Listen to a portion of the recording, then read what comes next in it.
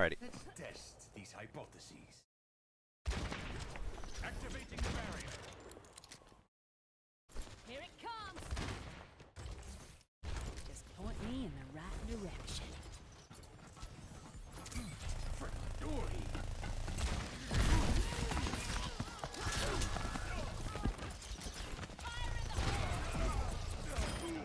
Right on schedule.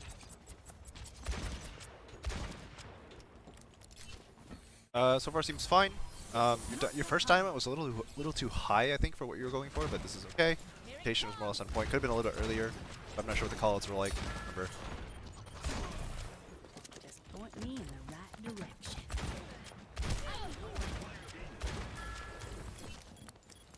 I'm not sure I like this rotation back. Mostly because like you know that the Ana is leading on this side of the map from the enemy team. And even though the DPS are on this side, like you can't really. They're already on point, right? Like your team's already like lost your tank, so like trying to rotate it back is kind of like a bit optimistic, I think. It's not bad, but like you want to lean in the direction of your tank. So even though like you rotated over here because the enemy team was going that way, or was going this way, right? Even if the enemy team's going this way, you kind of just want to keep backing up, right? And regroup with your tanks and then retake that way, right? Your ball will be back soon. Your ball's really fast, right? You can afford to give ticks, but trying to rotate this way sort of just like blocks you against the side of the map with no help, right? It distances you from distances you from your help, so it makes it harder to like actually get helped, I guess. Right, so the monkey's in, right? Zen gets stuck on the other side. That dynamite's super optimistic. So he dies for this, you die as well, right? And if you look at where the timing is, Sigma's right here, right? So if you backed up, you probably would have lived, right? And your ball's going in, right? It's not you. Here we go.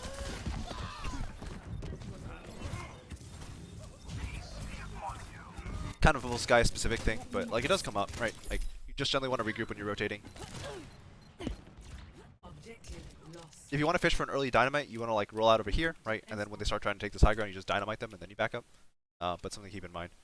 Just watch out for like that flank over there if you're gonna do that. Hey. Oh, please don't push. Oh, I think you just drop by accident. I think by accident. Oh yeah.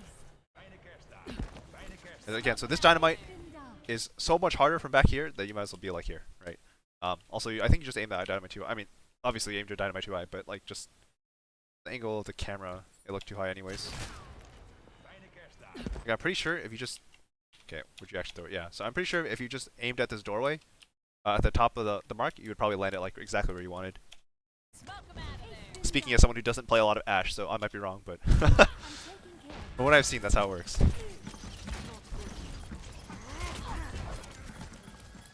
Also, just generally, right? You want to make sure that you're using dynamite in terms of timing when the fight's going on, right? So you can go for poke dynamites, but you want to use poke dynamites early, right? So that means like coming out here and like throwing a poke dynamite or something, and then backing up and taking high ground, right? As soon as there's any chance the fight happens in the next 12 seconds, you should save dynamite because dynamite right now would be so much stronger just generally. Like dynamite on the monkey, dynamite on the Zarya, right? But like, don't be too greedy. Don't be too greedy with your dynamite and just like use it on off cooldown, right? You want to make sure you're using the right times. You know, paradoxically, you probably get more ult in the long run. Dynamite right now would like create so much pressure on the backline.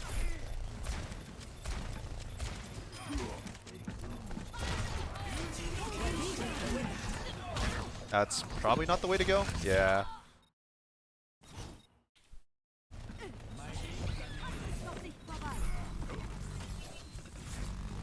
Yeah. You probably want to save the coach gun to like mess up his dash, right? So if he's right on top of you, then you have to use it early, right? But like his blade kind of put him in a weird spot where he was like kind of like over here or something, and not quite next to you. So at that point, you just want to like coach gun him, not coach gun yourself, right? Try and mess up his blade. Like coach gunning straight up is basically saying like, I hope someone else can deal with it, and I hope I build my bob and use it before I die, right? And that's kind of it. That's all you can really do with that coach gun, because he's nanoblading and like you can't kill him.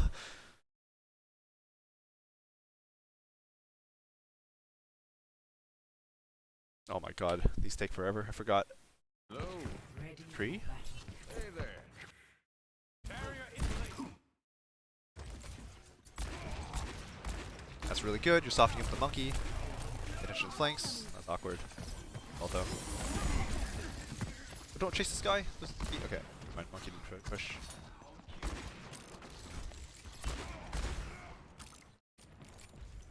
Sound like you bumped into her, but am I crazy? Oh, that'll do. You actually hit it with the flash, but she already TP'd. Yeah. It took a long time to get through the choke. Hey there. Probably a bit too long overall. Fine. Better to be safe. Leading the barrier.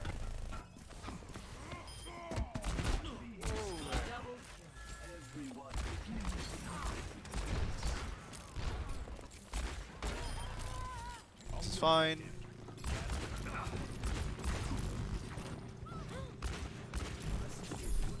Like a man possessed. I don't know if you were calling this, I don't really remember, but you should be very vocal about the fact that you see people grouping up for a recontest, because some of your team might not see that, right? So when you see the Genji crossing over here, you know the Genji's getting aggressive, right? And then you should be calling them trying for a recontest, and then when you see the monkey, you should call where the monkey is and where he's going to jump from. Like, you call it top left, and call, like, not necessarily where he's going to jump from, I guess, because that's the same thing as calling where he is, right? But, like, be really vocal about these two things. Like, Genji on the right side, they're going to recontest, monkey coming up top left, right? Like, those are things that have to be said.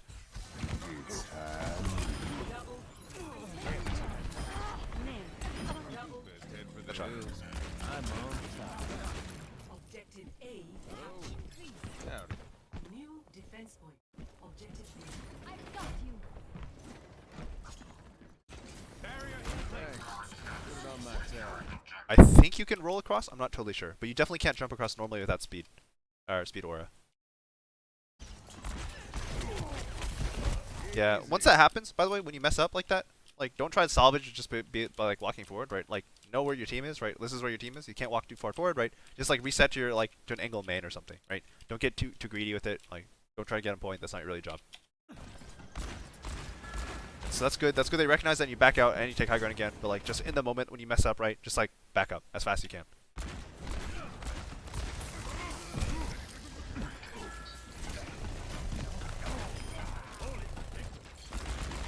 You don't need to burst the bubble. There's nothing there anymore. Okay. So again, like if you roll, you can get to the high ground, right? And now you're in a position where you can actually threaten them. Although I guess for that, because you didn't go for the jump again. Jump didn't work the first time. I like worrying about the flanks, right? That's good. Except there wasn't any reason to, I think. 'Cause as far as I'm aware, I guess the Somber's over here. Like, everything was in front of you, and it, like, unless the team is calling out that someone's on them, right? There's no reason to turn around. Heroes never die. Again, you're too close, right? The monkey's in, so you want to start backing out and don't give him free shots, right? You don't want to take the orb from Razor.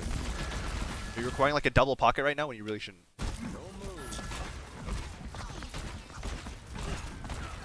You're over. Okay, if you're over prioritizing this mercy, right? I understand that like for a brief second there wasn't much else you could shoot at, right? Like that Genji is really hard to hit, right? And like this mercy is Discord, right? But like once you miss the second shot, right? It's done, right? Stop trying to shoot the mercy, like shoot something else.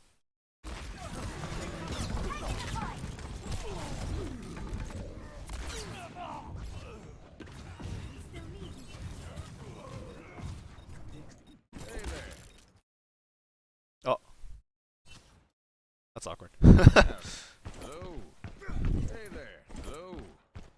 Out of curiosity, what key do you have bound to your emote? Because I think that's the second time I've seen your emote by accident. Hello. I like this. Actually, I'm not sure I do. It's not that bad, I guess. Yeah. Especially with the way you're playing. Yeah, this is actually pretty good. Come on, high noon. Nice.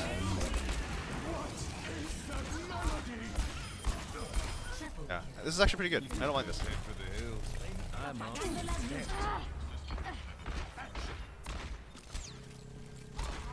Barrier in place.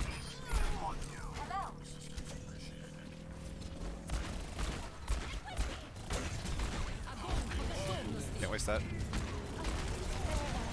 I think yeah, it's not mattering though.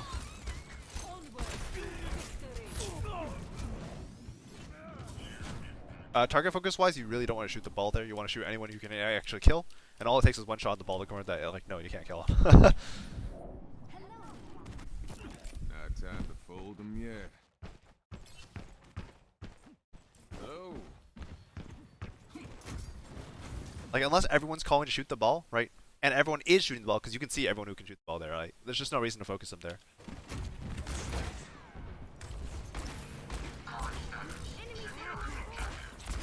Nice. Okay, I don't like this now. So the problem is you're up a kill and your team's already going point, right? And you're taking yourself way out of the fight on an extremely long play. This is at least 5 seconds of movement and probably a lot longer, right? Probably closer to 10. But like you could be helping your Zen by applying damage and forcing deflect early. You could be helping your Sig by like potentially flashing the Doom or at least shooting him, right? But you're not doing anything because you're rotating and you're pulling your Mercy with you, which is even worse. Yeah, so Doom dies, Sig, or sorry, not Doom. Your Sig dies and your Zen dies, and that's not entirely because of you, right? You probably only prevent one of those from happening, right? But like you could potentially get a return kill out of it and potentially snowball the point, right? But this is a way too long of rotation. Like once you get the pick, right? Like so establishing angles is good when nothing's going on, right? But once you've got the pick, right? You just need to take whatever angles you can establish, which is like your Sig over here, like Zen over here, you chill somewhere in main, right? You just take that angle and you gotta go because there's no time, right? You got the pick. You're on a timer now.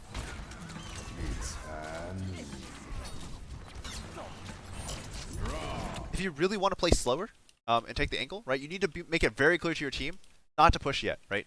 Like to play slow while you're setting the angle and just rely on the fact. But you should only do this, by the way, if like that kill is what was the person you killed is what was gatekeeping you from taking the angle, right? So last time you took this angle and it worked and there's no one stopping you and you just took the side of the map for free, right? But if like say for example a Tracer has been like holding this and giving you a lot of problems trying to take this angle, and then you just happen to like flash her and kill her here, right? At that point you say play slow, I'm pushing left side now, right? And that's something that makes sense because like the Tracer was what was stopping you from taking this angle. Now that like she's dead, you can like set up your angle again and go fast, right? But the monkey wasn't stopping you from taking angles, right? In fact, you took it like no one was stopping you. So at that point, right, like the kill at this point just like should just accelerate the macro game. It shouldn't like get you like you shouldn't use that kill to like establish an angle that you could get for free in a normal situation anyways, right? So take your advantage of your pick, push the angle fast, right? Don't try to like take a long developing flank.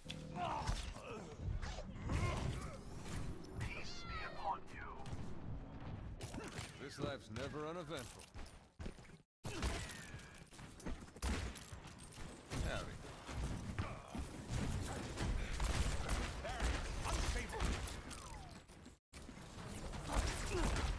I would like to see the Sig like dropping in, starting to apply point pressure, just like swing out this way, shoot the Zarya or something, force her out. This is part of the reason why we struggle sometimes with attacking in certain situations. It's like once we got what we wanted, right, we wouldn't like shove our Sig into their face. Like we shouldn't shove everyone, right, but we should start applying more pressure than what we're actually doing. This is probably my fault. We're overemphasizing this like 4-stack bunch and like this 2-stack bunch and like being like, okay, the 2-stack go do your thing and then like the 4-stack play together, right?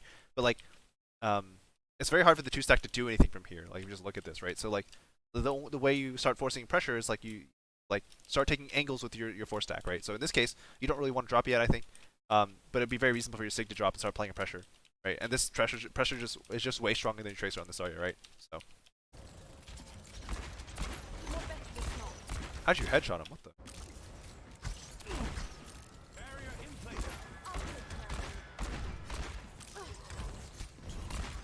Ooh, nice shots.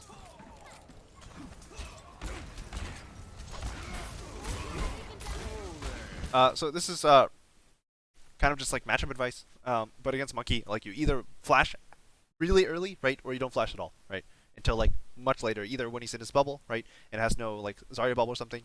But you should just expect him to have Zarya bubble, right? So don't flash him, right? Back up, kite out his bubble, shoot him, and then try and flash him before he jumps out, right? That's your general game plan against Monkey. But you like having a flash right now, be kind of a big deal, right? First, so if you like if you pad that this way and you like flashed him as he's trying to jump out, right? Like that could potentially just lead to a Monkey kill. Yeah, we're just not taking any real map control, right? We're just kind of relying on the dive portion to do everything for us, right? And we're not really doing anything. That's not really on you. It's more on your Sig, I think. But like we're still not doing anything, and like at some point someone's got to do something. And your Sig's not going to do it, then you can kind of just like start extending this direction and like taking real map control, right? It's like you could spam the Zarya that was hiding here earlier, right? You can do things, right? Even if it's like a little less safe. Especially when you know where the Monkey is, like you know he dropped on this side and went out this way, so you know you're free to like just start walking in this direction, right? Because last time he was over here and it was kind of sketch, right? But now he's over there and you know he's over there, right? So is he trying to go all the way around? Ah, nice try.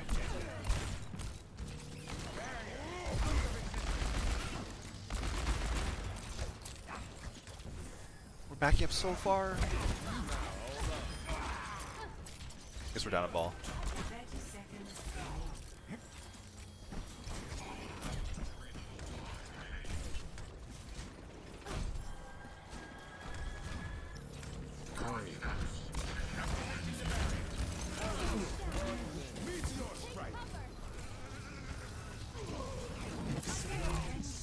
that was a dangerous roll. I don't know about rolling forward there.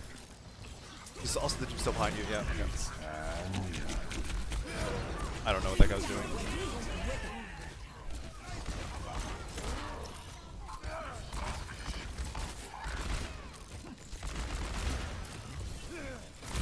Oh, you kind of walked into that one, I think.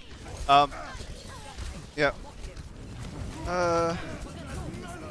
Alright. So the big thing for you, I think, primarily is in this game, like, was just being for your Ashe in particular, it was mostly about dynamite timing. Not so much like a lot of other things. Like the rotation over here was kind of rough, but just beware, like your dynamites are consistently, your first dynamite's consistently too early, and then you don't have dynamite for when your team goes in, right? Or to defend against the enemy team going in. So as a result, like your dynamite just on cooldown at these critical moments all the time, right? And so like you're kind of reliant on building a bob really fast in order to make up for that. But like again, you probably get better dynamites if you just waited a little bit longer, right? Not to mention more effective. So for your Kree, you're overstacking with your core a little bit too much. You don't want to completely stack because you sort of just invite a big target, right? But you don't want to be too far away because then you're isolated. You're really easily isolated. You can just die, or you can't help your team if they're being pushed, right? So you sort of want to play like a happy middle ground. In this case, right? Like the flanks on this side are really good. It's just that the second flank was really bad because of the timing of it, right? So your timing is like generally speaking like a little bit late on like your positioning. And then a little bit early on your cooldown usage, right? So like with your flashbang, it's a little bit too early generally. With your dynamite, it's a little bit too early. And then with your positioning, right? Like this was good, right? But the second time, right, the fight was already on. You're up a pick, or your team is going in, right? You don't have time to make the rotation, right? So keep in mind that like if the fight's on, right, you don't have a lot of time to rotate. So whatever your current position is, like what you have to work with, right? So you're here, right? So the best thing to work with at this point is like this box right here. This is the angle you can play, right? You can potentially flank out this side if people are hiding on this side of the map, but that's about it, right? Yeah, I think those are the major points. If you have any questions, comments, or concerns, let me know. And if you get to this part of the video, DM me what 8 plus 4 equals.